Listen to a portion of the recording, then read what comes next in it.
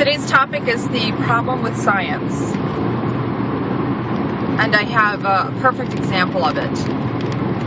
So, a few years ago, maybe 5 years ago, before I was vegan, before I was a vegetarian, before I was flexitarian, back when I ate like everyone else did, I had a friend of mine who was telling me this story. It's interesting how people, their view will change based on one experience, and yet they will not apply that view to other things. Here's what I mean. Somehow the topic came up. He was telling me how he refuses to eat lobster because he didn't believe there was a humane way of killing them. The reality is there's no humane way of killing anyone. No one wants to die. And those who do die right before death, there is a gripping fear. I mean, your body is just geared to want to survive. Your body doesn't want to die. This is a part of, if you believe in evolution, this is the evolutionary trait. If you didn't have it, everyone would just do a mass suicide. I mean, it is in there for a reason. No one, not a grasshopper, not a squirrel, not a human being, not a whale, no one really wants to die. Everyone wants to live, and they all show it. They fight for their life every time. That being said, so his point was he refuses to eat lobster because it was cruel.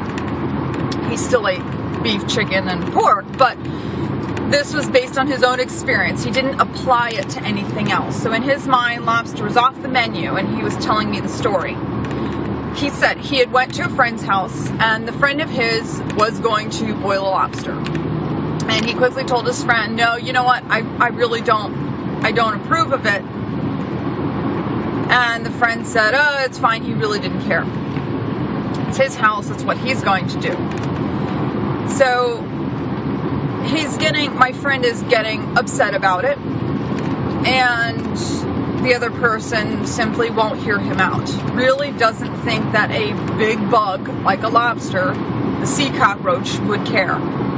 He really didn't feel that it had any notion of pain or pleasure, which is false. It has to feel pain, otherwise the crabs would pick it apart while it's still alive. So no, it fights for its life because it feels pain and knows it's in danger. But regardless of that, the other person truly did not feel that the lobster had the capacity to feel pain or pleasure.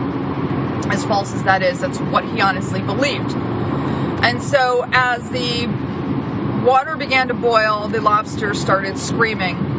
And my friend was just getting so upset about it and was telling him, you see what you're doing? He's screaming. He's in so much pain. This is what you're doing to him. And the guy's response was, oh, that's just air escaping the shell. Which is also not true because it does stop. It doesn't last very long. And if that were true, it would continue to make that sound as it boiled, and it does not. So I know for a fact that is not what it is. It is, in fact, the screaming wails of the lobster. Regardless of that, this individual, again, has no idea. He says, oh, that's just air escaping the shell.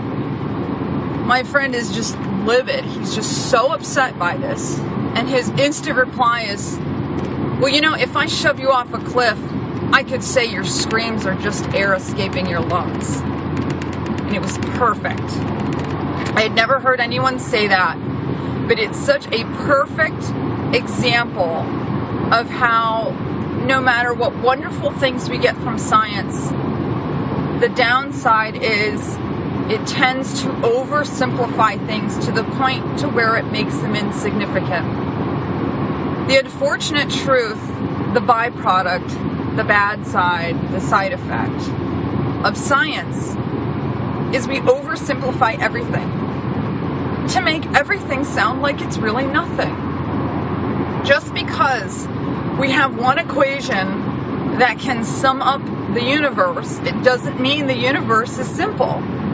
It is extraordinarily complex. Do not be fooled by a one-liner equation, because if you really start to dissect that equation, your head will spin.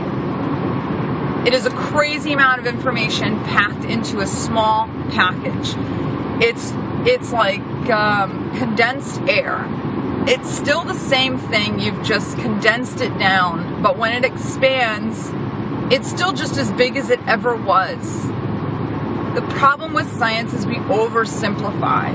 It is so easy to miss the significance of anything because we use science to justify it. If you really think about things, you will find a lot of these notions are incorrect. They are. If you truly test it, like with the lobster, what was said about the lobster was just as easily said about the human form. And we know that we feel pain. And we know that our screams are an expression of that pain. And yet, when animals cry out, we don't make the connection. We somehow believe that it's different. It's the same with love. When, if you ask any parent, they will say they love their child. You can set up like a reality TV show. You could set up cameras and you can watch them, and there will be times when you honestly believe they probably don't. When they get angry or they yell at their kids or whatever, you could easily say, no, you know what, humans don't have the capacity to love. They're just angry all the time and they're demanding. You could easily make the assumption based on an observation. But again, you ask the parent and they will honestly tell you they truly love their child. The same goes with animals. For some reason, we don't think they have the capacity to love. And yet it is proven over and over and over again. And if you really test the theory, you will find that they do. They have to.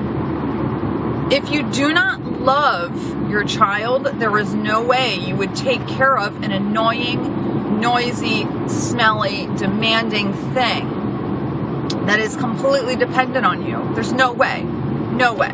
You wouldn't do it if you didn't love it. Animals have to love. They have to. Or none of them would keep their offspring. They would just abandon them. Some people do. Some people, I do believe, for whatever reason, just like when you copy a document, if you copy it enough times, eventually you'll get a bad copy. I think with DNA it is the same. Sometimes you get a bad copy, and for whatever reason you get an individual who simply cannot love. They are so incredibly cold. It's rare. But they honestly don't care about human life, about animal life. They don't care about anyone but themselves. It's rare, but it happens. But overall, every living thing on this planet must have the ability to love, must have the ability to feel pain and pleasure in order to live and exist. They have to. If you didn't get pleasure from sex, you wouldn't do it. It would just be a chore. The same goes for animals. They have to feel the same things we do. In fact, every emotion that you feel is really an instinct. We are all born with it unless you're a bad copy. Unless you have something dysfunctional going on. But a good copy, a good DNA strand within a human being that is exactly how you should be, you have the capacity for all of those instincts, which are emotions. And that is the point I need everyone to understand.